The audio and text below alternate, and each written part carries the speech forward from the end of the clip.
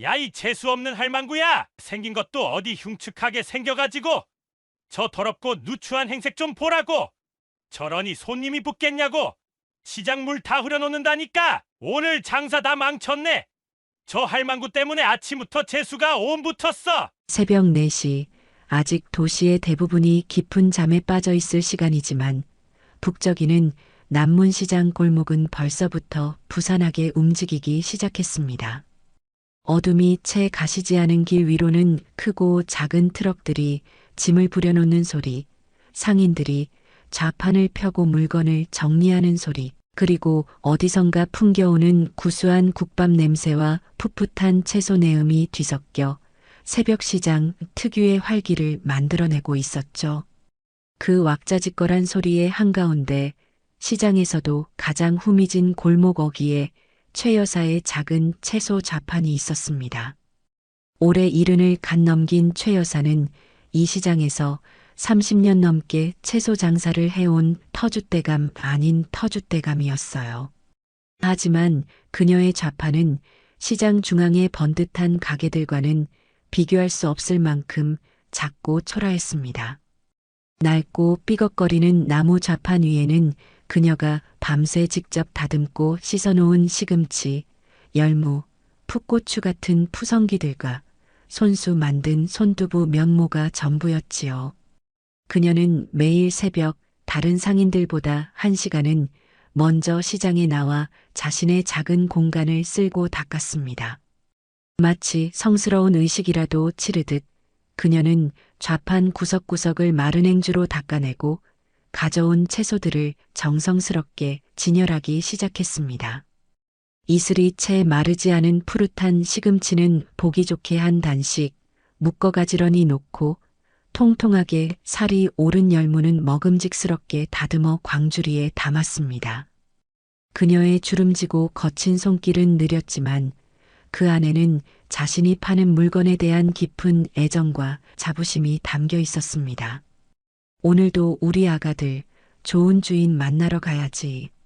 그녀는 진열을 마친 채소들을 흐뭇하게 바라보며 혼잣말처럼 중얼거렸습니다. 그녀에게 이 작은 좌판은 평생을 지탱해온 삶의 무게이자 유일한 희망이었습니다. 최 여사는 오늘도 어김없이 집에서 직접 싸온 작은 보온병에서 따뜻한 보리차를 한 모금 마시고는 좌판 뒤 작은 간이의자에 허리를 폈습니다. 아직 동이 트려면 멀었지만 벌써부터 등줄기에는 식은 땀이 송골송골 맺혔지요. 사실 그녀의 몸은 이미 성한 곳이 거의 없었습니다. 젊은 시절 남편을 여의고 홀로 외아들 철민을 키우며 안 해본 고생이 없었으니까요. 밤낮 없이 식당 허드렛 일부터 공사장 막일까지 닥치는 대로 일하며 아들을 남부럽지 않게 키워냈지만 그 대가로 그녀의 몸에는 성한 관절 하나 남아있지 않았습니다. 특히 비가 오거나 날이 궂은 날이면 쑤시고 아픈 허리와 무릎 때문에 밤잠을 설치기 일쑤였죠. 그래도 그녀는 단 하루도 시장에 나오지 않은 날이 없었습니다. 아들 철민이가 이제는 어엿한 사업가가 되어 매달 두둑한 용돈을 보내주겠다고 해도 그녀는 한사코 거절했습니다. 아니다, 아들아. 어미는 아직 일할 힘이 있다. 내 손으로 벌어먹고 살아야 마음이 편하지.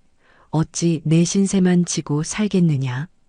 그것은 그녀의 마지막 남은 자존심이자 삶의 방식이었습니다. 그녀는 이 작은 좌판에서 사람들과 부대끼며 살아가는 것이 좋았습니다. 비록 몸은 고되고 벌이도 변변치 않았지만 자신의 힘으로 정직하게 살아간다는 보람이 그녀를 지탱해주고 있었지요. 해가 중천에 떠오르며 시장 안은 점차 손님들로 북적이기 시작했습니다. 하지만 최 여사의 좌판이 있는 골목은 여전히 한산한 편이었어요. 목 좋은 자리는 이미 크고 번듯한 가게들이 차지하고 있었고 그녀처럼 작고 힘없는 상인들은 시장의 가장자리로 밀려나기 마련이었습니다. 그래도 최 여사는 실망하거나 조급해하지 않았습니다. 그녀는 찾아오는 손님 한 명 한 명에게 정성을 다했고 덤도 푸짐하게 얹어주며 인심을 잃지 않으려 애썼지요. 그러던 중 아침 일찍 장을 보러 나온 단골 손님인 옆 동네 김할머니가 그녀의 좌판 앞에 멈춰 섰습니다. 김할머니는 최 여사와 비슷한 연배로 시장에서 가끔 마주치며 서로의 안부를 묻는 사이였습니다. 아이고, 최 씨. 오늘 일찍 나왔네 그려.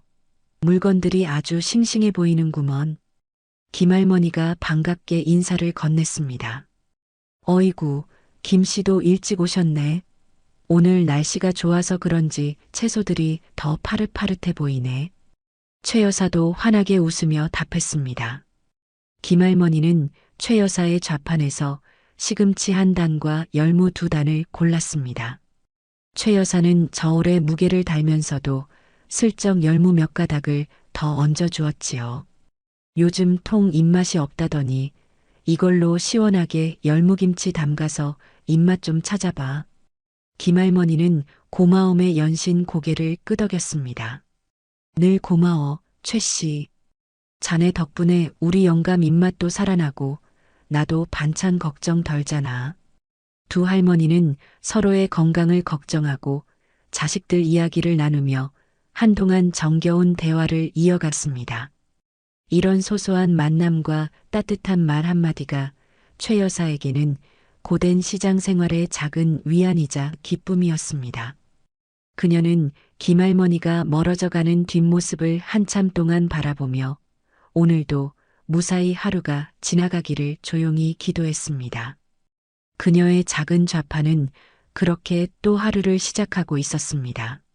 마치 어둠 속에서 새벽을 기다리는 희미한 등불처럼 그녀의 삶도 고단함 속에서 작은 희망을 밝히고 있었지요. 최 여사의 작은 좌판에서 불과 대여섯 걸음 떨어진 곳, 시장에서도 가장 목이 좋다고 알려진 중앙 통로에는 건어물 가게를 하는 마 씨의 번듯하고 큼지막한 점포가 위세를 떨치고 있었습니다. 마 씨, 본명 마동팔은 올해 쉰을 갓 넘긴 곰처럼 덩치가 크고 목소리 또한 장터 전체를 울릴 만큼 우렁찬 사내였지요. 그의 가게는 최 여사의 초라한 좌판과는 비교조차 할 수 없을 만큼 넓었고 취급하는 물건 또한 실로 다양했습니다. 천장에는 잘 말린 노란 족이며 민어 따위가 주렁주렁 매달려 있었고 가게 전면에는 반짝이는 은빛 갈치와 통통하게 살이 오른 고등어, 그리고 보기에도 먹음직스러운 다양한 젓갈들이 종류별로 진열되어 손님들의 발길을 유혹했습니다. 마른 오징어, 두툼한 문어다리, 빛깔 좋은 황태포에서부터 이름도 생소한 온갖 건어물들이 산더미처럼 쌓여 있었으니 가히 시장 안의 작은 백화점이라 불릴 만했습니다.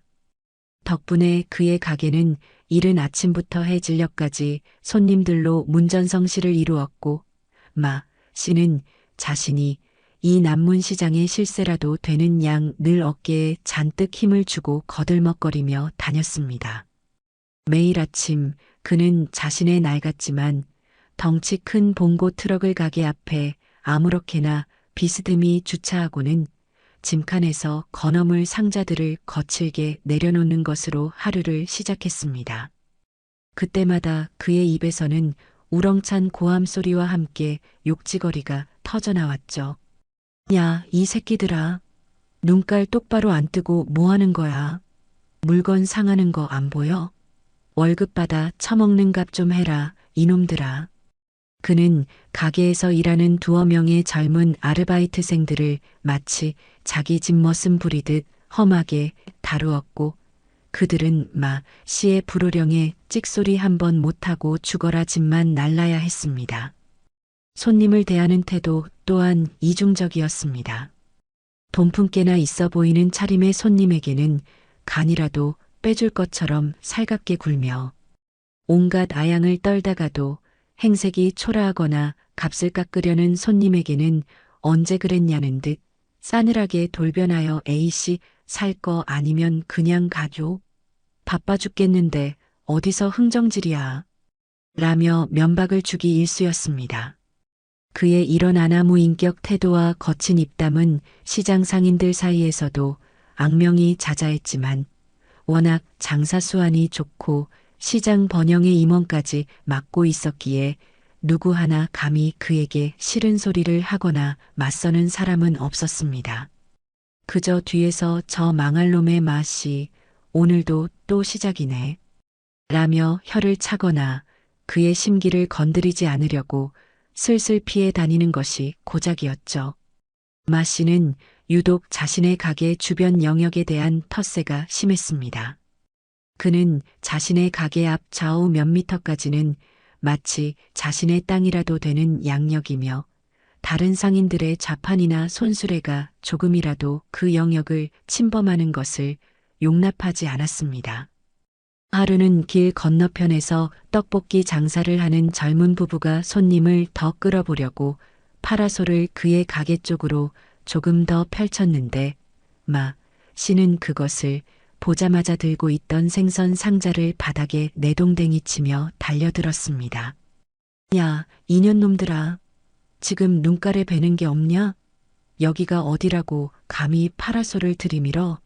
장사 하루 이틀에? 당장 안 치워? 확 그냥 가판대 다 엎어버리기 전에. 그는 젊은 부부에게 차마 입에 담지 못할 쌍욕을 퍼부으며 위협했고 겁에 질린 젊은 부부는 울며 겨자 먹기로 파라솔을 접어야 했습니다. 그런 그가 최 여사의 작고 초라한 채소 좌판을 곱게 볼 리가 없었습니다.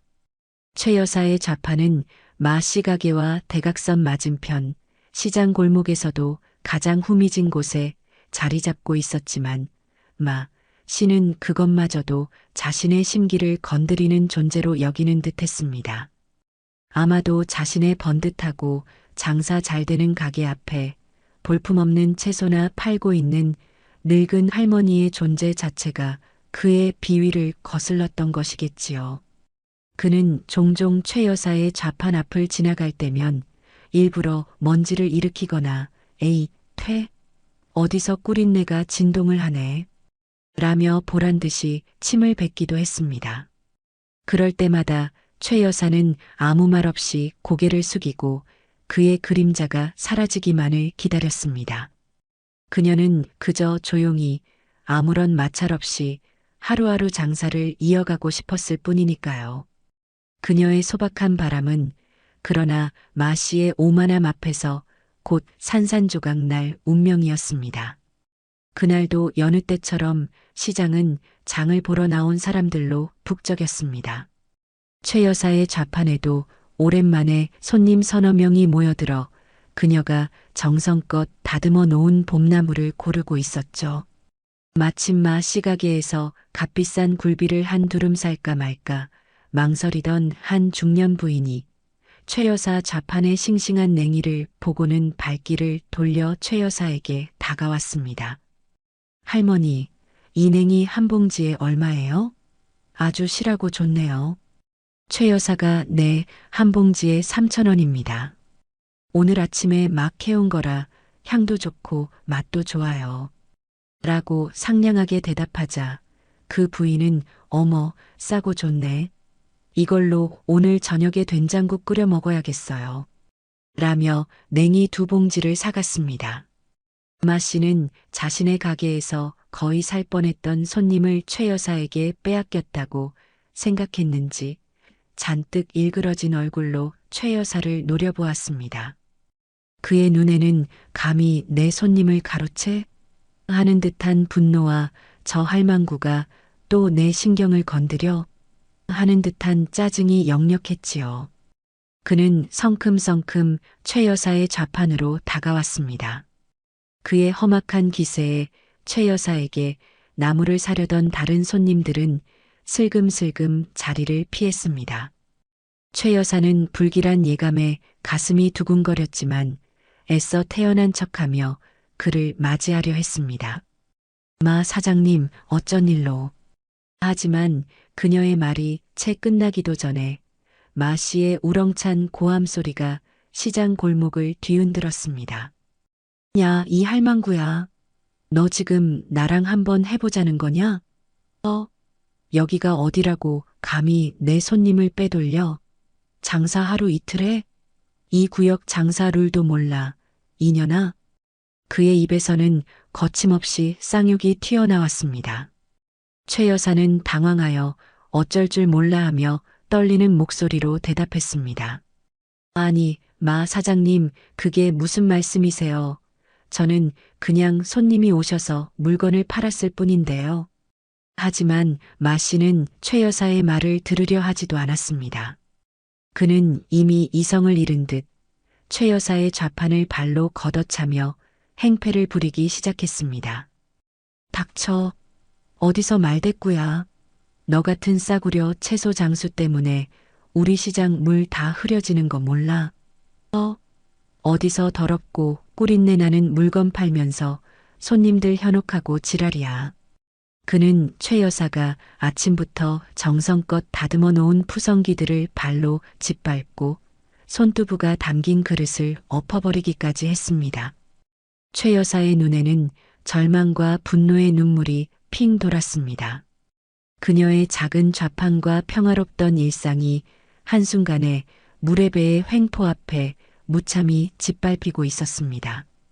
아니, 이보시오, 마 사장. 지금 이게 무슨 행패요? 남의 귀한 물건을 이렇게 망쳐놓으면 어쩌자는 거요? 최 여사는 더 이상 참지 못하고 울분이 터져나오는 목소리로 항의했습니다.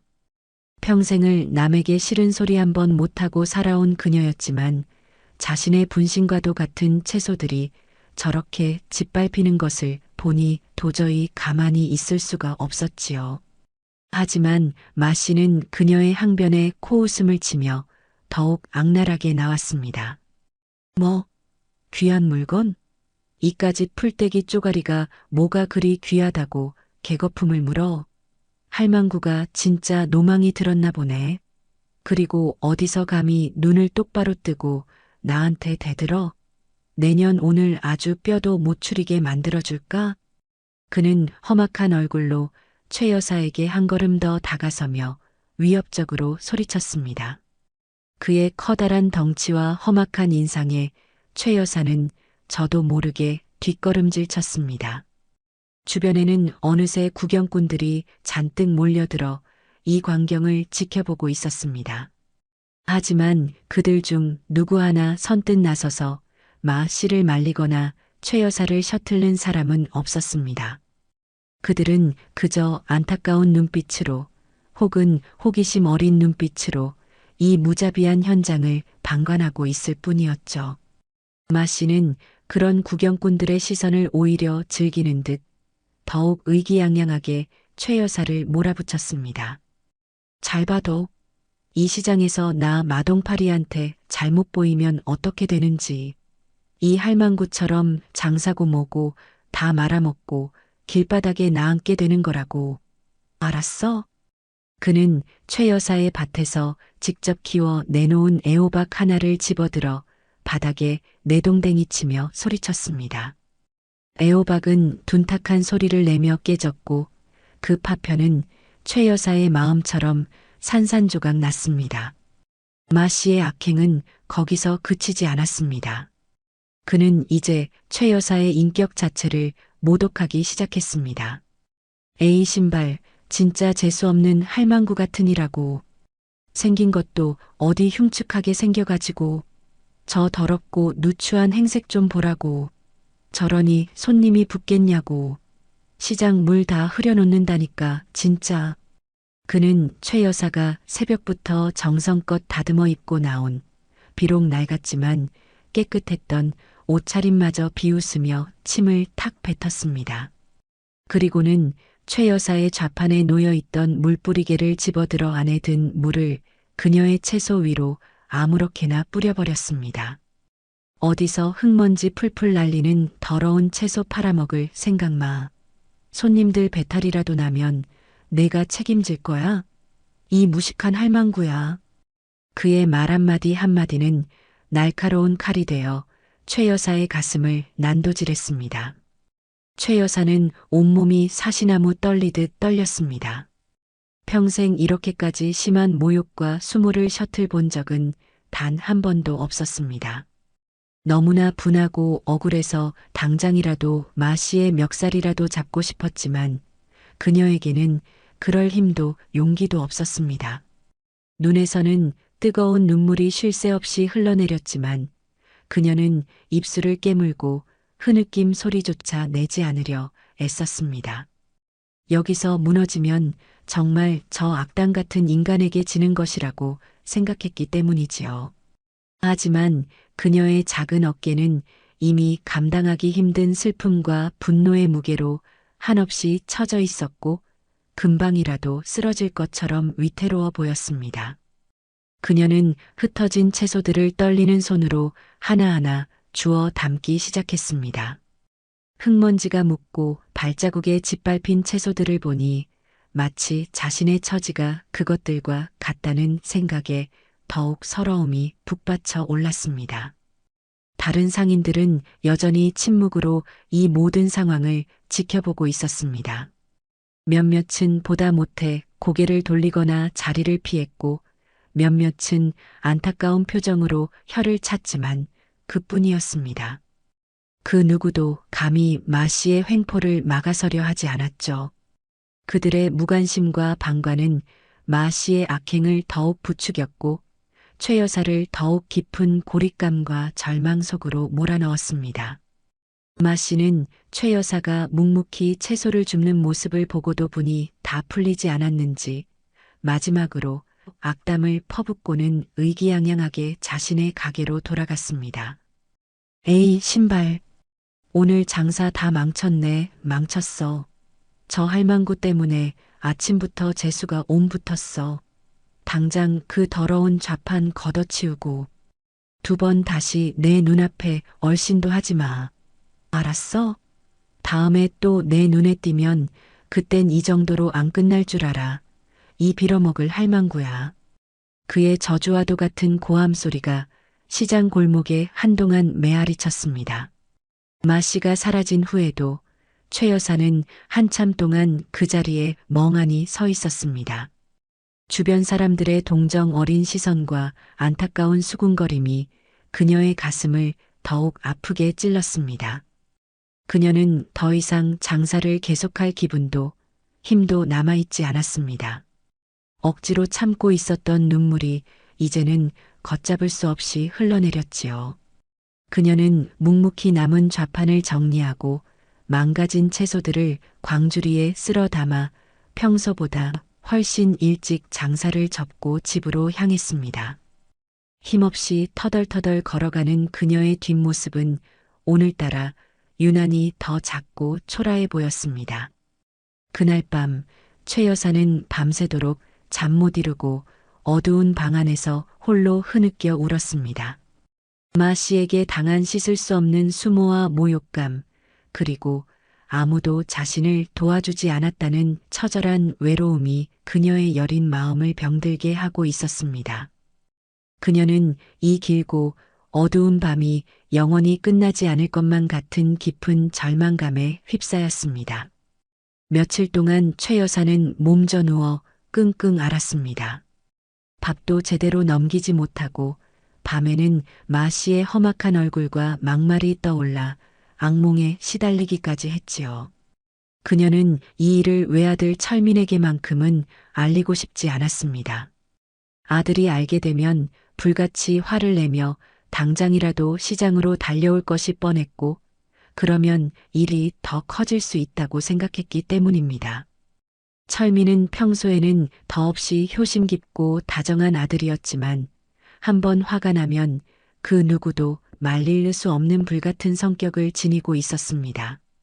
더구나 그가 지금 어떤 일을 하고 있는지 어렴풋이나마 짐작하고 있었기에 섣불리 아들을 자극하고 싶지 않았습니다.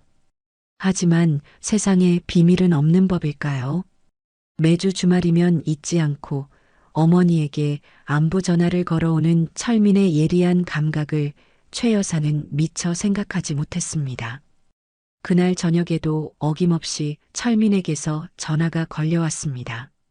최 여사는 아무 일 없었다는 듯 최대한 밝고 명랑한 목소리를 쥐어짜내 아들의 전화를 받았습니다. 어이구, 우리 아들 전화했구나. 엄마는 괜찮다마다. 밥도 잘 먹고 약도 잘 챙겨 먹고 아주 잘 있다. 하지만 아들은 이미 전화기 너머로 전해지는 어머니의 목소리가 평소와는 확연히 다르다는 것을 눈치챘습니다. 목소리는 가늘게 떨리고 있었고 어딘지 모르게 힘없이 가라앉아 있었으며 애써 밝은 척하는 기색이 역력했기 때문이지요. 어머니, 정말 괜찮으신 거예요? 목소리가 너무 안 좋으신데요. 혹시 어디 편찮으신 거면 숨기지 마시고 저한테 솔직하게 말씀해 주세요. 제가 지금 바로 달려갈게요. 아들의 걱정스럽고 다정한 목소리에 그동안 애써 억누르고 있었던 최 여사의 설움이 한꺼번에 북받쳐 올랐습니다. 그녀는 결국 참았던 눈물을 터뜨리며 흐느끼는 목소리로 며칠 전 시장에서 마 씨에게 당했던 억울하고 분통 터지는 일들을 아들에게 모두 털어놓았습니다. 자신의 초라한 행색을 비웃고 평생을 바쳐온 정직한 장사를 모욕하고 심지어 자신의 인격까지 짓밟았던 마 씨의 온갖 만행들을 이야기하며 그녀는 다시 한번 분노와 슬픔에 몸을 떨었습니다. 내가 평생을 이렇게까지 멸시당하고 살아본 적은 없었다. 아들아, 정말 죽고 싶을 만큼 비참하고 억울했다. 수화기 너머로 아들은 한동안 아무런 말 없이 어머니의 울음 섞인 하소연을 듣고만 있었습니다.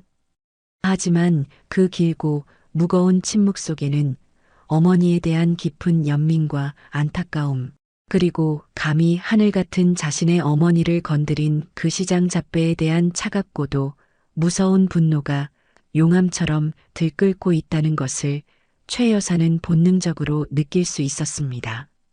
강철민. 낮에는 건실한 중견 유통업체 용현물산에 젊고 유능한 대표이사로 알려져 있지만 해가 지고 어둠이 내리면 그의 이름 앞에는 늘 용이라는 피의 벼로가 따라붙었습니다. 그는 대한민국 암흑가를 양분하는 거대 조직 중 하나인 흑룡회의 절대적인 보스이자 밤의 세계에서는 그 누구도 감히 거역할 수 없는 살아있는 전설과도 같은 존재였지요. 그의 사무실은 강남 테헤란로의 가장 높은 빌딩 최상층, 화려한 야경이 한눈에 내려다 보이는 펜트하우스에 자리하고 있었습니다. 겉보기에는 세련되고 현대적인 최고급 사무 공간처럼 보였지만 그곳은 사실 흑룡회의 모든 비밀스러운 작전과 결정이 이루어지는 심장부였습니다. 방탄유리로 된 창문과 최첨단 보안 시스템은 외부의 어떤 위협도 완벽하게 차단했고 내부에는 그의 명령이라면 목숨이라도 기꺼이 바칠 수 있는 정예 조직원들이 그림자처럼 그를 보좌하고 있었죠. 그는 그곳에서 전국 각지에 뻗어있는 조직망을 통해 실시간으로 올라오는 정보를 취합하고 조직의 명운을 좌우하는 중요한 결정들을 내렸습니다. 그의 판단은 칼날처럼 냉철했고 그의 명령은 한치의 오차도 없이 신속하고 정확하게 실행되었습니다. 그는 피도 눈물도 없는 냉혹한 전략가이자 동시에 조직원들에게는 절대적인 카리스마와 신뢰를 받는 의리 있는 보스로 알려져 있었습니다. 하지만 그런 그에게도 세상 무엇과도 바꿀 수 없는 단 하나의 아킬레스건이 있었으니 그것은 바로 이 세상에 단 하나뿐인 그의 어머니 최 여사였습니다. 그에게 어머니는 어둡고 험한 길을 걸어가는 자신을 지탱해주는 유일한 빛이자 그가 반드시 지켜야 할 마지막 성역과도 같은 존재였던 것입니다. 어머니와의 통화를 마친 강철민의 얼굴은 평소의 냉정함을 넘어 마치 시베리아의 겨울 바람처럼 싸늘하게 굳어 있었습니다. 그의 검고 깊은 눈동자 속에서는 검붉은 불꽃이 이글거리며 금방이라도 모든 것을 태워버릴 듯한 무서운 분노가 소용돌이치고 있었죠. 감히 이 세상 그 누구도 함부로 손댈 수 없는 자신의 어머니를 시장 바닥에 미천한 잡배 따위가 건드렸단 말인가. 그는 책상 위에 인터폰 버튼을 눌러 자신의 오른팔이자 흥룡회의 2인자인 행동대장 조태수를 호출했습니다. 잠시 후 온몸에서 살기가 느껴지는 칼날처럼 날카로운 인상의 조태수가 회장실 안으로 들어와 그의 앞에 허리를 굽혔습니다. 부르셨습니까, 형님? 강철민은 창밖으로 펼쳐진 현란한 도시의 야경을 응시하며 얼음장보다 더 차가운 목소리로 명령을 내렸습니다. 남문시장 건어물 가게 주인 마동팔이라는 자가 있다. 그놈에 대해 지금 당장 샅샅이 조사해라. 그놈의 집 주소, 가족관계, 거래처, 자금 흐름, 평소 행실, 숨겨둔 약점까지 모조리 다. 먼지 한 톨이라도 놓치지 말고 깨끗하게 털어서 24시간 안에 내 책상 위에 보고서를 올려. 그의 목소리는 낮고 조용했지만 그 안에 담긴 섬뜩한 분노의 무게는 방 안의 공기를 얼어붙게 만들 정도였습니다. 조태수는 강철민의 눈빛만 보고도 이번 일이 얼마나 심각한 사안인지, 그리고 앞으로 어떤 피바람이 불어닥칠지 직감하고 즉시 단호하게 대답했습니다. 네, 형님. 즉시 처리하겠습니다. 그놈은 어떻게 처리할까요? 강철민은 잠시 침묵하다가 입가에 섬뜩하리만치 잔인한 미소를 희미하게 지으며 말했습니다. 아니, 아직 직접 손댈 필요는 없다. 우선 그놈이 얼마나 더럽고 추악한 인간인지, 얼마나 많은 사람들에게 피눈물을 흘리게 하며 살아왔는지부터 확실하게 파악해야지. 그리고 복수는 아주 천천히, 그리고 지독하게 고통스러운 방식으로 해줄 생각이다. 그놈이 자신의 발밑이 어떻게 서서히 무너져 내리는지, 하루하루 숨통이 조여오는 공포 속에서 절망하게 만들어야 하니까. 감히 내 어머니께서 흘리신 눈물, 그 대가를 그놈은 자신의 모든 것을 걸고 피눈물로 갚게 될 것이다. 그의 마지막 말에는 상대의 존재 자체를 지워버릴 듯한 서리빨 같은 냉혹함과 결연한 의지가 담겨 있었습니다. 이제 시장통 건어물 가게 마동팔의 운명은 바람 앞에 등불처럼 위태롭게 흔들리기 시작했습니다. 밤의 세계를 지배하는 제왕, 용의 피 맺힌 분노가 그를 향해 서서히, 그리고 거침없이 움직이기 시작한 것입니다. 강철민, 아니 용의 분노는 차갑고도 신속하게 마 씨의 일상 속으로 스며들기 시작했습니다. 그는 자신의 어머니가 겪었던 수모를 생각하면 당장이라도 마 씨를 찾아가 그 오만한 면상을 갈아엎고 싶었지만 섣부른 행동은 오히려 어머니를 더 불안하게 만들 수 있다는 것을 잘 알고 있었죠. 복수는 뜨겁게 시작하되 과정은 냉철하고 결과는 처절해야 한다는 것이 그의 지론이었습니다. 그는 자신의 방대한 조직망을 이용해 마 씨 스스로가 무엇 때문에 이런 일들이 벌어지는지 전혀 눈치채지 못하도록 아주 사소하고 일상적인 불운들이 그의 주변을 맴돌게 만들었습니다. 첫 번째 불운은 마 씨가 가장 중요하게 생각하는 물건에서부터 시작되었습니다. 그는 매일 새벽 동해안에서 갓 잡아 올린 싱싱한 활어와 질 좋은 건어물을 공급받는 것에 큰 자부심을 가지고 있었습니다. 그의 가게 물건이 시장에서 최고라는 소문도 다 그 덕분이었지요. 그런데 며칠 전부터 그 자랑거리인 공급망에 이상한 균열이 생기기 시작했습니다. 평소에는 칼같이 시간을 지키던 활어 운반 트럭이 아이고, 마 사장님, 정말 죄송합니다. 오늘 새벽에 고속도로에서 타이어가 터지는 바람에 꼼짝없이 발이 묶였습니다. 오늘은 물건 못 넣어드릴 것 같네요. 라며 약속된 시간에 나타나지 않는 일이 발생했습니다. 마 씨는 전화기에 대고 길길이 날뛰며 욕을 퍼부었지만 어쩔 도리가 없었죠. 그는 부랴부랴 다른 거래처에 연락해봤지만 갑자기 물건을 구하기는 하늘의 별 따기였습니다. 결국 그날 그는 싱싱한 화로 없이 장사를 시작해야 했고 단골 손님들에게 오늘 물건이 왜 이 모양이야? 라는 핀잔을 들어야 했습니다. 이런 일은 한두 번이 아니었습니다. 며칠 뒤에는 그가 가장 공들여 관리하는 최고급 영광굴비 세트를 납품하는 업체에서 연락이 왔습니다. 마 사장님, 큰일 났습니다. 어젯밤 저희 냉동 창고에 정전 사고가 있어서 굴비 상태가 좀 안 좋아졌습니다. 이번 물량은 도저히 납품해 드릴 수가 없게 됐어요. 정말 면목 없습니다. 마 씨는 뒷목을 잡고 쓰러질 지경이었습니다. 명절 대목을 앞두고 가장 잘 팔리는 상품이었는데 이런 어처구니 없는 사고로 물건을 받지 못하게 되다니요. 그는 공급업체 사장에게 전화해서 온갖 쌍욕을 퍼부으며 당장 손해배상을 하라고 윽박질렀지만 돌아오는 것은 저희도 피해가 막심합니다. 천재지변이나 마찬가지인데 어쩌겠습니까? 라는 무기력한 답변뿐이었습니다. 마 씨는 분을 사귀지 못하고 가게 안을 씩씩거리며 돌아다녔습니다. 부르는 물건 공급에만 그치지 않았습니다. 그가 매일 아침 가게 문을 열고 장사를 시작하기 위해 사용하는 가게 앞 공간, 즉 시장에서 가장 목이 좋은 자리에 밤사이 누가 버렸는지 모를 온갖 잡동사니들이 쌓여 있는 일이 반복되었습니다.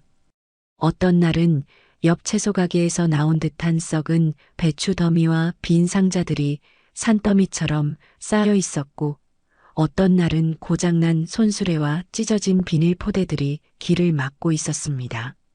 또 어떤 날에는 어디서 가져왔는지 모를 건축 폐기물 시멘트 부스러기, 깨진 벽돌, 낡은 목재 따위가 그의 가게 입구를 떡하니 가로막고 있었지요.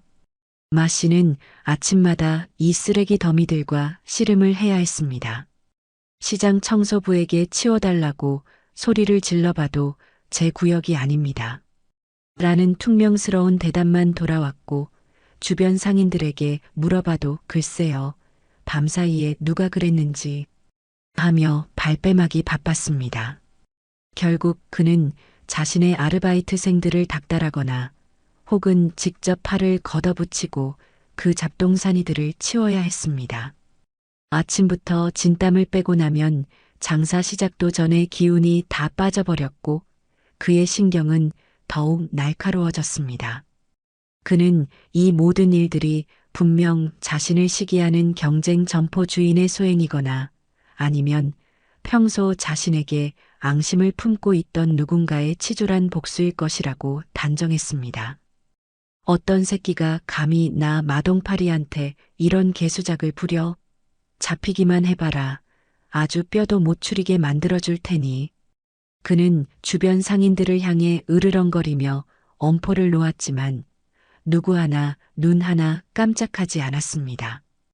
그들은 그저 마 씨의 분노를 구경거리 삼아 수군거릴 뿐이었지요.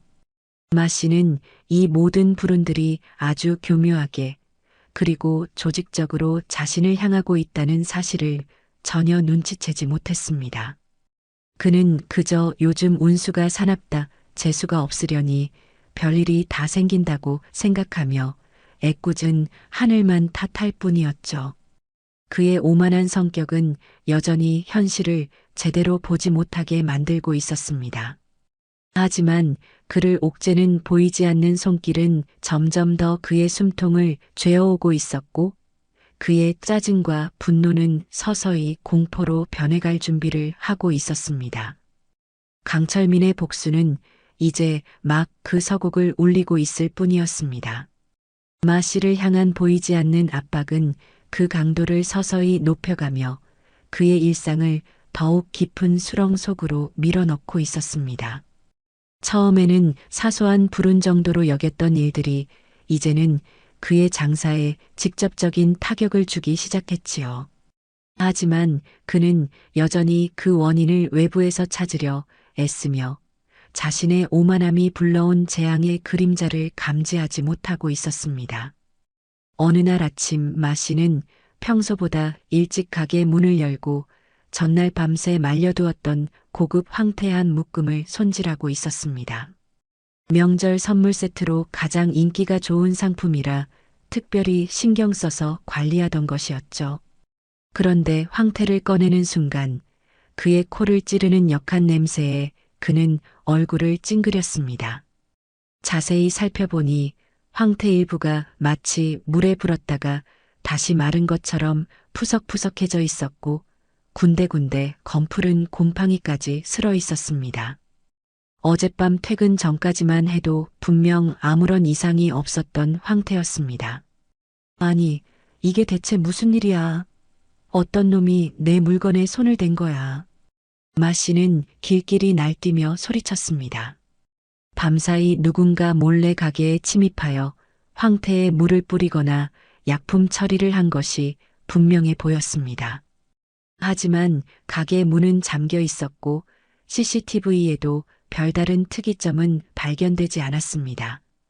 결국 그는 값비싼 황태 묶음 절반 이상을 버려야 했고 속은 부글부글 끓어올랐지만 하소연할 곳도 없었습니다. 그는 애꿎은 아르바이트생에게 내 놈들이 관리를 제대로 안 해서 이 모양 이 꼴이 된 거 아니냐? 라며 화풀이를 할 뿐이었죠. 엎친 데 덮친 격으로 그의 가게에서 가장 중요한 장비 중 하나인 전자저울이 또다시 말썽을 부리기 시작했습니다. 지난번에도 한바탕 소동을 치르고 새 것으로 바꾼 지 얼마 되지도 않았는데 이번에는 무게가 제멋대로 늘었다 줄었다 하며 정확한 측정이 불가능했습니다. 특히 손님이 몰리는 점심시간이나 저녁 장보기 시간에 이런 일이 발생하자 손님들과의 실랑이가 끊이지 않았습니다. 아니 사장님, 아까는 1kg이라더니 지금은 왜 900g밖에 안 나와요? 이거 일부러 속여 팔려는 거 아니에요? 한 손님이 의심의 눈초리를 보내며 따져 묻자 마 씨는 얼굴이 시뻘개져서 소리쳤습니다. 뭐요? 내가 당신 같은 사람한테 그까짓 100g 가지고 사기 칠 사람으로 보여? 이 저울이 고장나서 그런 거 아니오.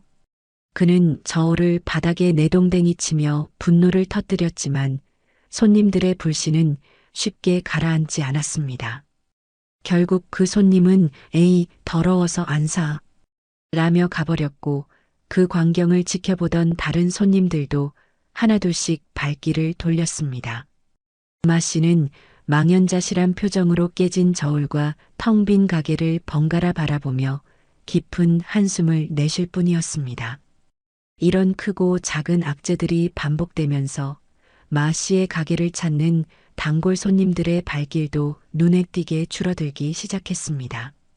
물건의 질이 예전 같지 않다는 소문, 저울을 속여 판다는 의심, 그리고 무엇보다 마 씨의 거칠고 신경질적인 태도에 질린 손님들이 하나둘씩 등을 돌린 것이죠. 물론 여기에는 시장 주변에 배치된 강철민의 조직원들이 은근슬쩍 마 씨 가게에 대한 부정적인 소문을 퍼뜨리거나 손님들의 발길을 다른 곳으로 유도하는 보이지 않는 작업도 한몫했습니다. 마 씨는 줄어드는 매출에 초조함을 느꼈지만 그 원인을 자신의 문제에서 찾기보다는 여전히 주변 환경이나 경쟁자 탓으로 돌렸습니다. 요즘 경기가 안 좋아서 그래. 아니면 저 앞집 생선가게 놈이 또 할인 행사를 해서 손님들을 다 뺏어가는 거야. 그는 자신의 가게를 찾는 손님들에게 더욱 강압적으로 물건을 강매하려 하거나 억지 할인을 내세우며 호객 행위를 했지만 그런 행동은 오히려 손님들에게 반감만 살 뿐이었습니다. 이처럼 장사가 뜻대로 되지 않고 스트레스가 극에 달하자 마 씨의 분노는 다시 가장 만만하다고 생각하는 최 여사에게로 향했습니다. 그는 최 여사의 작은 좌판이 자신의 장사를 방해하고 불운을 가져온다고 굳게 믿는 듯 했습니다. 그는 최 여사의 좌판 앞을 지나갈 때마다 더욱 노골적으로 시비를 걸고 행패를 부렸습니다. 야 할망구, 내년 때문에 내 장사가 이 모양 이 꼴이야. 어디서 재수 없는 기운을 풍기고 지랄이야.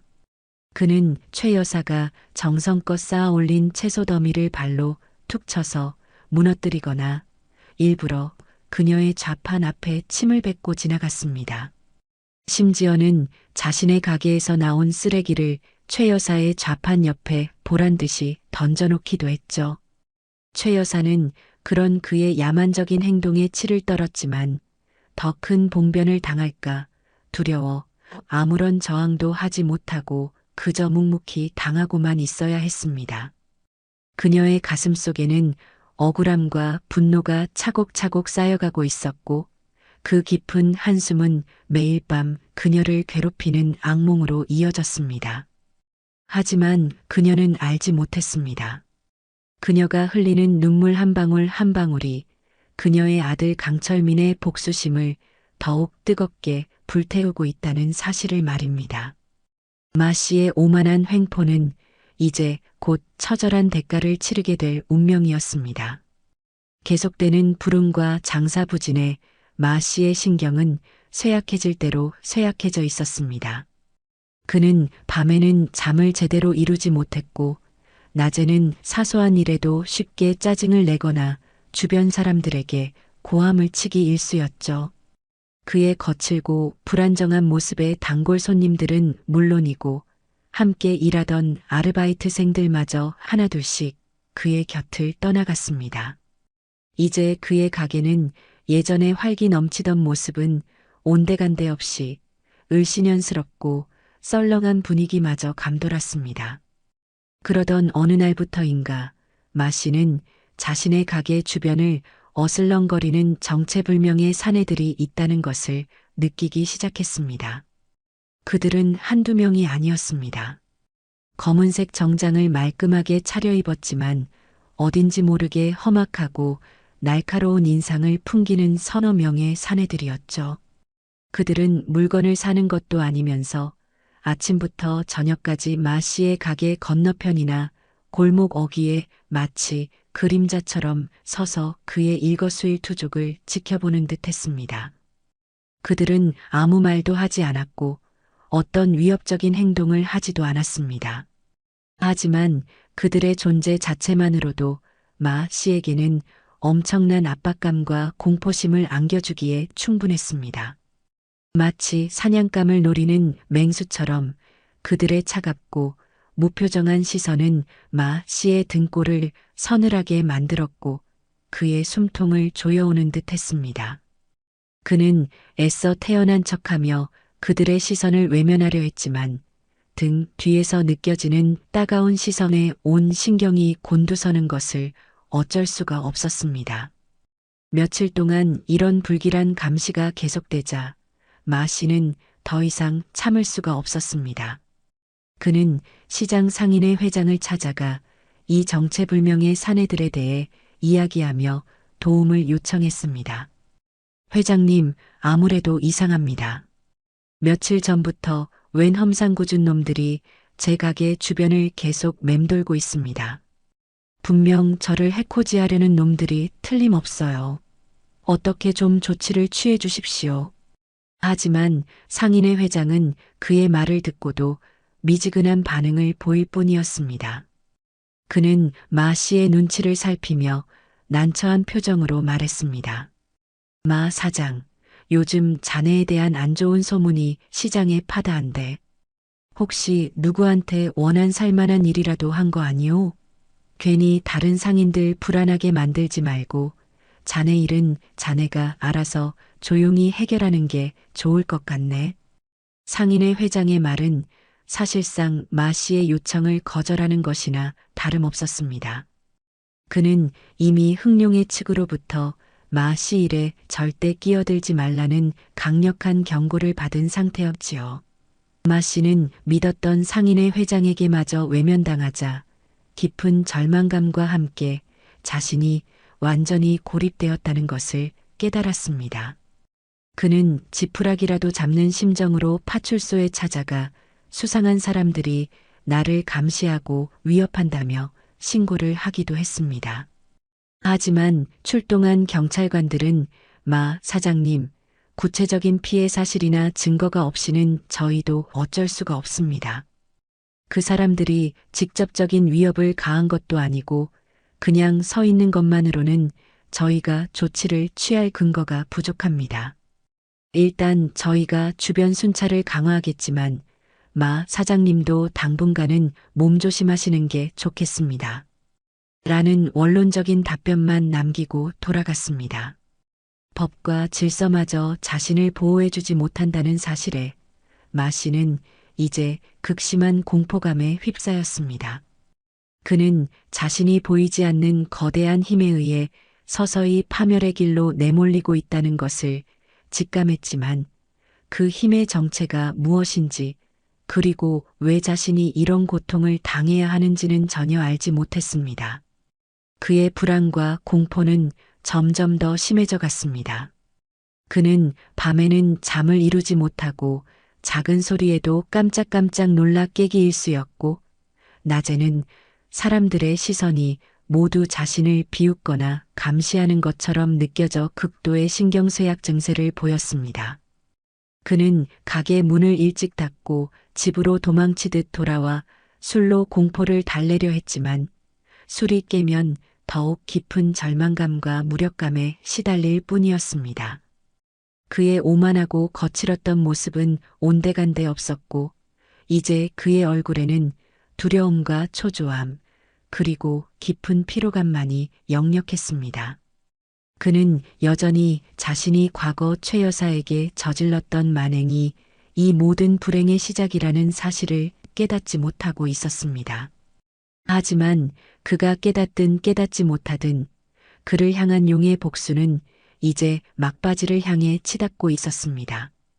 그의 비참한 종말은 이미 예견된 것이나 다름없었습니다. 마동팔 씨의 가게에 연이어 터지는 악재와 그를 옥죄는 불길한 기운은 시장 전체에 보이지 않는 공포감을 조성하고 있었습니다. 하지만 마 씨 자신은 여전히 그 모든 불행의 근원을 제대로 파악하지 못한 채 그저 운수 소관이거나 경쟁자들의 음해 정도로만 여기며 하루하루를 불안과 분노 속에서 보내고 있었지요.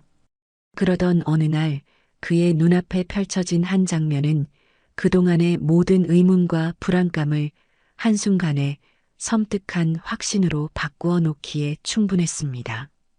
그날은 마침 남문시장의 큰 장날이라 이른 아침부터 시장 안은 발 디딜 틈 없이 사람들로 북적였습니다.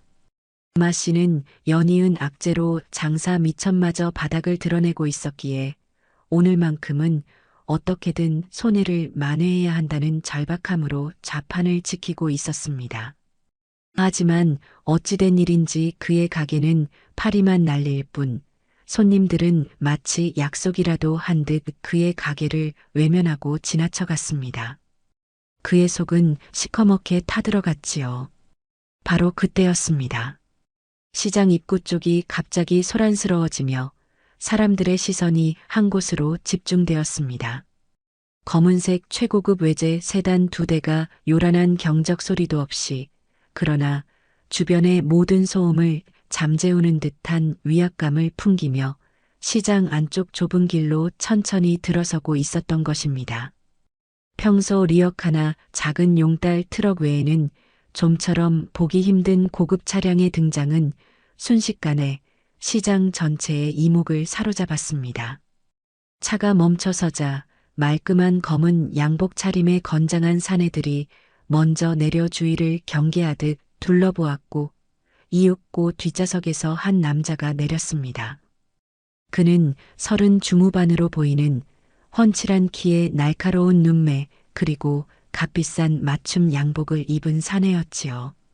그의 온몸에서는 평범한 사람에게서는 느낄 수 없는 서늘하면서도 압도적인 기운이 뿜어져 나오고 있었습니다. 그가 바로 강철민, 뒷골목 세계에서 용이라 불리며 공포와 경외의 대상이 되는 흥룡회의 보스였습니다. 강철민은 부하들의 호의를 받으며 시장 안으로 천천히 걸어 들어왔습니다.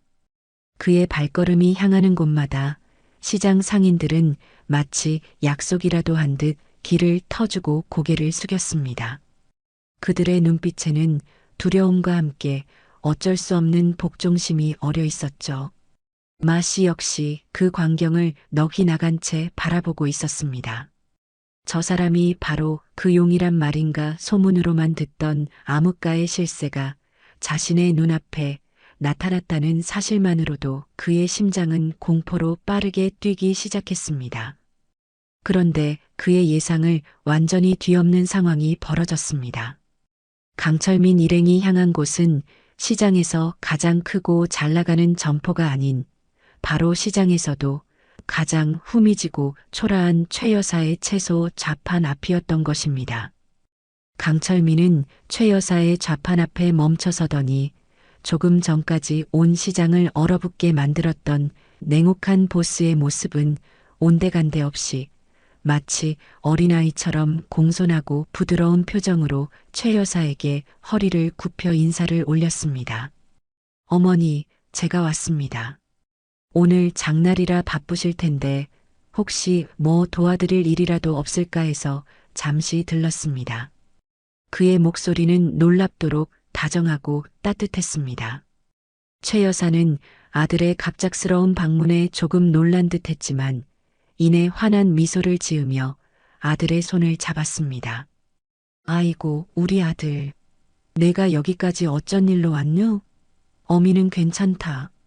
장사도 그럭저럭 잘 되고 있고 그보다 너는 밥이나 제대로 챙겨 먹고 다니는 게냐? 얼굴이 반쪽이 된 것 같구나. 모자의 대화는 여느 평범한 가정의 그것과 다르지 않았습니다. 강철민은 최 여사의 어깨를 주물러 주기도 하고 흐트러진 채소 광주리를 직접 정리해 주기도 했습니다. 그리고는 품 안에서 두툼한 돈 봉투를 꺼내 최 여사의 손에 쥐어주었습니다.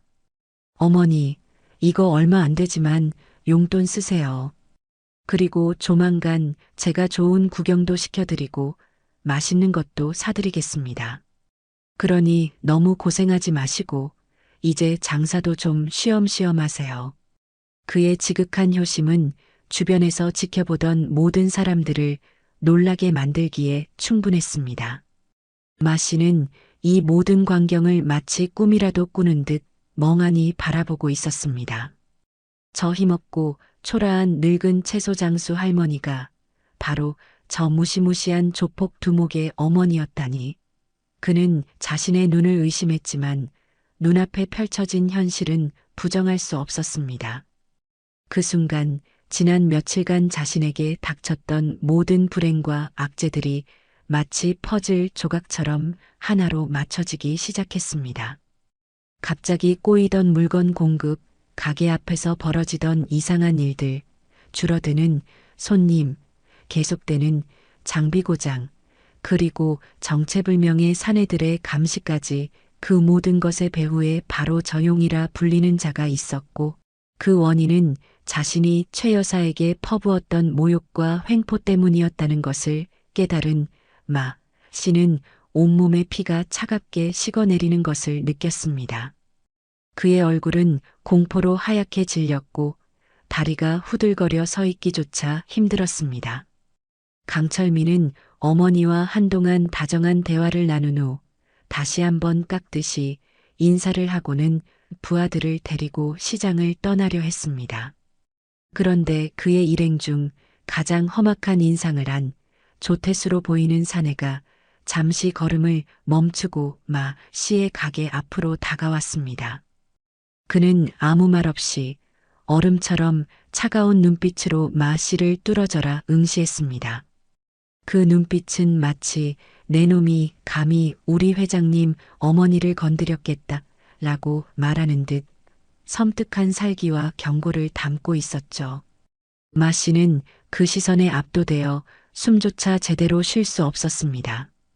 조태수는 잠시 후 입꼬리만 살짝 올려 비웃는 듯한 표정을 짓더니 들릴 듯 말듯한 작은 목소리로 마 씨에게 속삭였습니다. 마 사장 사람은 말이야 나이 드신 어르신들께는 특히나 연약한 할머님들께는 예의를 갖추고 공손해야 오래 사는 법이지. 안 그런가? 앞으로는 처신 똑바로 하는 게 좋을 거야. 다시 한번 우리 어머님 눈에 눈물 나게 하는 날에는 그땐 정말 내 놈 모가지가 나만하지 않을 줄 알아. 그 말은 조용했지만 마 씨의 귀에는 천둥 소리보다 더 크고 무섭게 들렸습니다. 조태수는 그 말을 남기고 유유히 강철민의 뒤를 따라 사라졌습니다. 강철민 일행이 시장을 완전히 빠져나간 후에도 마 씨는 한동안 그 자리에 못 박힌 듯 서서 움직이지 못했습니다. 그의 온몸은 식은 땀으로 흠뻑 젖어 있었고 심장은 공포로 미친 듯이 방망이질 치고 있었습니다. 그는 자신이 얼마나 엄청난 실수를 저질렀는지, 그리고 자신이 상대해야 할 존재가 얼마나 무서운 사람인지 이제야 뼈저리게 깨달았습니다. 그는 더 이상 오만하고 거칠었던 시장의 무법자가 아니었습니다. 그는 그저 거대한 용의 발톱 앞에서 벌벌 떠는 한 마리 미물에 불과했습니다. 그의 머릿속에는 오직 살아야 한다는 생각과 함께 최 여사에게 무릎 꿇고 용서를 빌어야 한다는 절박함만이 가득했습니다. 하지만 과연 그녀가 그리고 그녀의 아들이 자신을 용서해 줄까요? 그는 감히 상상조차 할 수 없었습니다. 그의 앞에는 이제 칠흑 같은 어둠과 처절한 후회만이 남아있을 뿐이었습니다. 강철민이 시장에 다녀간 그날 이후 마동팔 씨의 삶은 그야말로 벼랑 끝으로 내몰리기 시작했습니다. 이전까지는 그저 사소한 불운이나 성가신 방해 정도로 여겼던 일들이 이제는 그의 숨통을 직접적으로 조여오는 치명적인 위협으로 변해버렸지요. 강철민의 분노는 단순한 경고에서 그치지 않고 마 씨가 평생을 바쳐 이룩했다고 믿었던 모든 것들을 체계적이고 무자비하게 파괴해 나가기 시작했습니다. 그의 복수는 은밀했지만 그 결과는 너무나도 명백하고 처참했습니다. 가장 먼저 마 씨의 돈줄이 완전히 막혀버렸습니다. 그에게 건어물을 공급해주던 전국의 모든 도매상들이 마치 약속이나 한 듯 하루아침에 거래 중단을 통보해왔습니다. 마 사장님, 정말 죄송합니다만 저희도 갑자기 회사 사정이 어려워져서 당분간 물건을 보내드릴 수가 없게 됐습니다. 마 사장님, 그동안 감사했습니다. 하지만 저희가 이번에 다른 업체와 독점 계약을 맺는 바람에 이유는 제각각이었지만 그 배후에 흥룡회에 보이지 않는 압력이 작용하고 있다는 것을 마 씨는 짐작하고도 남음이 있었습니다. 그는 다른 도매상들을 수소문하며 어떻게든 물건을 구해보려 했지만 그 어떤 상인도 감히 흥룡회의 심기를 건드리면서까지 그와 거래하려 하지 않았습니다. 그의 가게는 하루가 다르게 텅 비어갔고 진열대 위에는 먼지만 쌓여갔습니다. 한때 손님들로 북적이던 그의 가게는 이제 파리만 날리는 폐업 직전의 모습으로 변해버렸지요. 설상가상으로 잊고 지냈던 과거의 채무들이 유령처럼 나타나 그의 목을 조여왔습니다. 사업 초창기에 급전을 빌렸던 사채업자들이 귀신같이 그의 몰락 소식을 듣고 험악한 인상의 청년들을 대동하고 나타나 당장 원금과 이자를 갚으라고 윽박질렀습니다.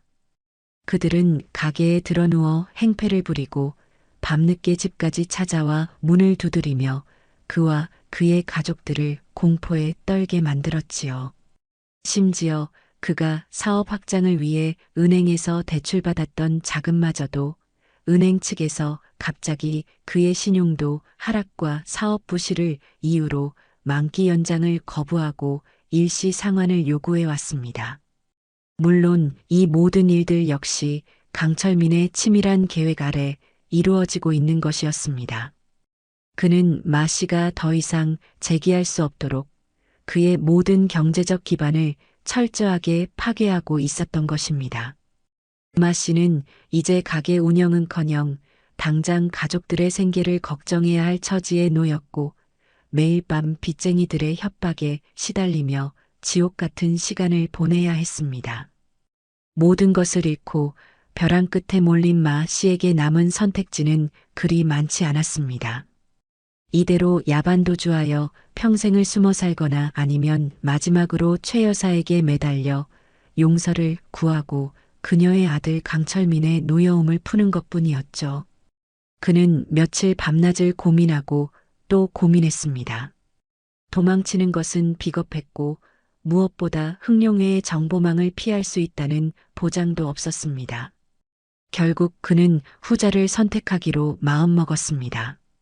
비록 죽기보다 더 싫고 치욕스러운 일이었지만 이렇게 비참하게 무너져 내리는 것보다는 어떻게든 살아남아야 한다는 절박함이 더 컸기 때문입니다. 그는 마지막 남은 자존심마저 모두 버리고 최 여사에게 용서를 구하기 위해 남문시장으로 향했습니다. 그날은 마침 장날이라 시장 안은 여느 때처럼 사람들로 북적였습니다. 하지만 마 씨의 발걸음은 그 어느 때보다 무겁고 처절했지요. 그는 초췌한 모습으로 비틀거리며 최 여사의 채소 좌판 앞으로 다가갔습니다. 좌판에는 여전히 최 여사가 아무 일 없었다는 듯 묵묵히 채소를 다듬고 있었습니다.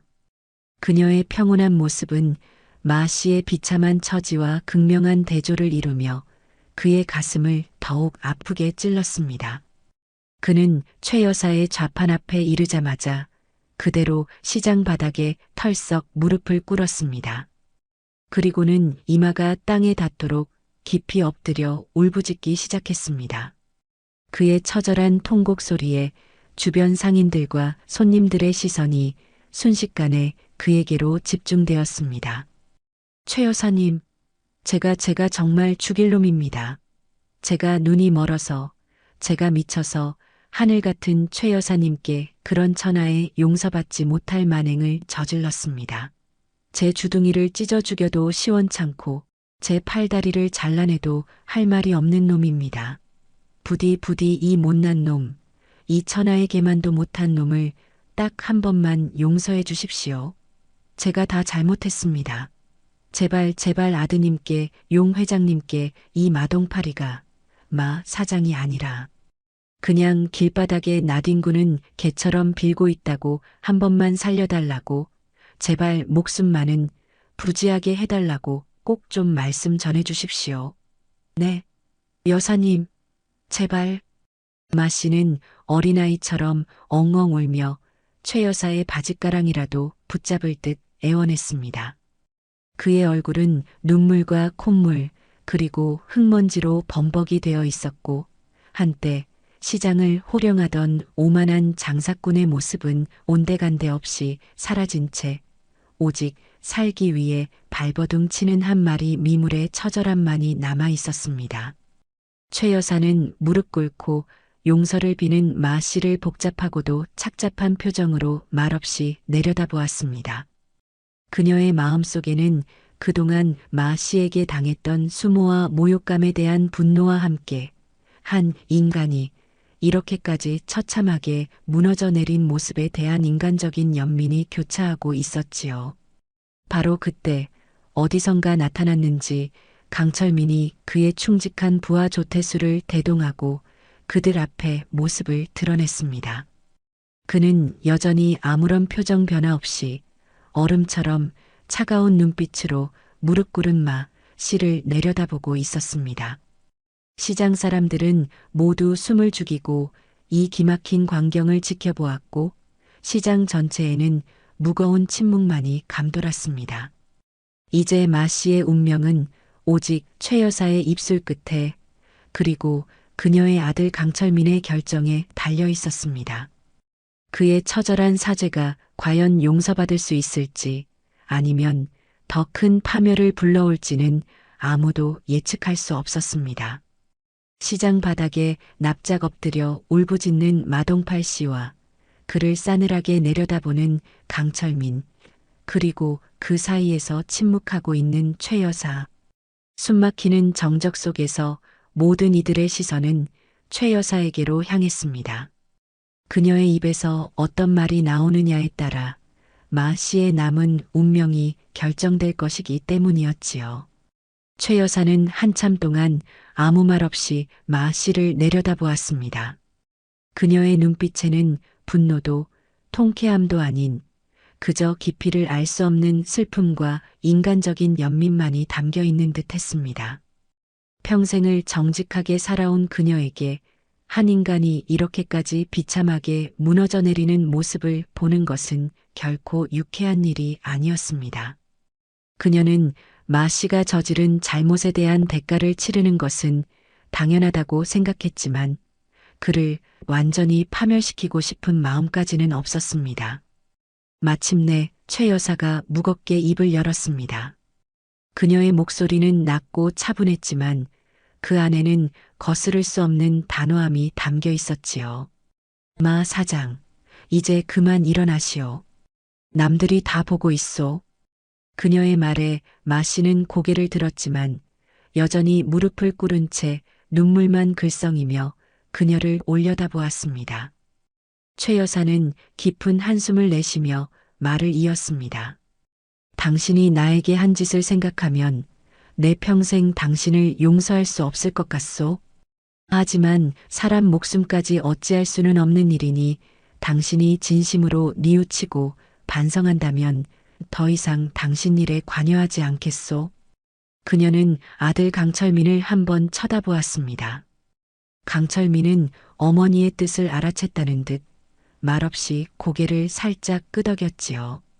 최 여사는 다시 마 씨에게 말했습니다. 하지만 명심하시오.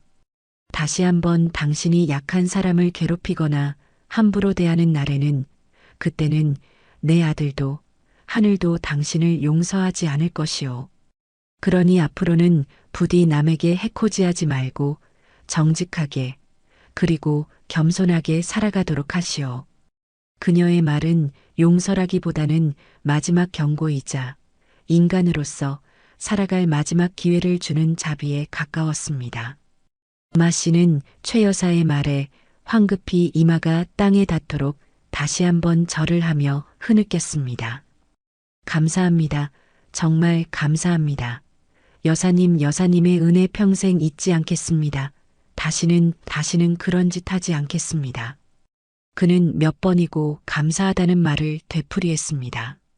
강철민은 여전히 싸늘한 표정이었지만 어머니의 결정에 더 이상 이의를 제기하지 않았습니다. 그는 조태수에게 눈짓을 보냈고 조태수는 마 씨에게 다가가 낮은 목소리로 말했습니다. 우리 어머님께서 한 번은 용서하셨지만 두 번은 없다. 오늘 일평생 가슴에 새기고 똑바로 살아라. 그리고 당장 이 시장에서 내 놈 가게 정리하고 두 번 다시 얼씬도 하지 마라. 그게 내 놈이 살 길이다. 마 씨는 조태수의 말에 겁에 질려 연신 고개를 주걱거릴 뿐이었습니다. 그날 이후 마동팔 씨는 정말로 시장에서 자취를 감추었습니다. 그는 헐값에 가게를 넘기고 야반도주하듯 남문시장을 떠났다고 전해졌습니다. 그가 어디로 가서 어떻게 살아가게 될지는 아무도 몰랐지만 분명한 것은 그가 다시는 예전처럼 오만방자하게 남을 괴롭히며 살아가지는 못할 것이라는 사실이었습니다. 그의 몰락은 남문시장 상인들에게 아주 강력한 교훈을 남겼습니다. 아무리 힘없고 약해 보이는 사람이라도 함부로 무시하거나 짓밟아서는 안 된다는 것, 그리고 악행은 반드시 그 대가를 치르게 된다는 것을 말입니다. 시장에는 이전보다 훨씬 더 평화롭고 질서 있는 분위기가 감돌기 시작했습니다. 상인들은 서로를 존중하고 배려했으며 특히 최 여사의 작은 채소 좌파는 그 누구도 함부로 건드릴 수 없는 성역처럼 여겨졌습니다. 다른 상인들은 이제 최 여사를 보면 멀리서도 깍듯이 인사를 했고 때로는 그녀의 무거운 짐을 들어주거나 따뜻한 음료를 건네며 친절을 베풀기도 했습니다.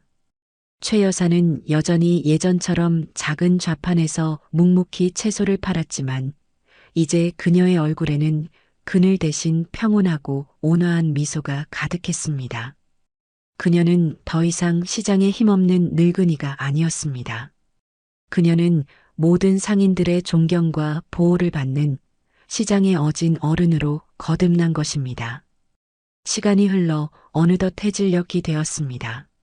시장은 파장 분위기로 어수선했고 최 여사도 남은 채소들을 정리하며 집으로 돌아갈 채비를 하고 있었습니다. 바로 그때 강철민이 약속이나 한 듯 다시 어머니의 좌판 앞에 나타났습니다. 이번에는 수행원도 없이 값비싼 양복 대신 편안한 평상복 차림이었죠. 그는 아무 말 없이 어머니의 남은 짐을 챙겨 들고 허리가 아픈 어머니를 부축했습니다. 어머니, 오늘 장사는 어떠셨어요? 힘드시지는 않으셨고요? 그의 목소리는 세상 누구보다 다정하고 따뜻했습니다. 응, 괜찮았다, 아들아. 오늘따라 손님들도 많았고 다들 나한테 어찌나 친절하게 대해주는지 내 덕분이다. 최 여사는 아들의 손을 잡으며 고마움과 사랑이 담긴 눈빛을 보냈습니다. 모자는 나란히 시장 골목을 빠져나와 집으로 향하는 버스 정류장으로 걸어갔습니다.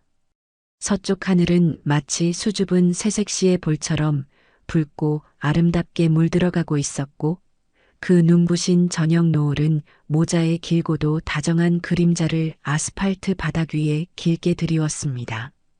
그 그림자 속에서 한때 밤의 세계를 호령하며 공포의 대상이었던 용 강철민의 모습은 찾아볼 수 없었습니다.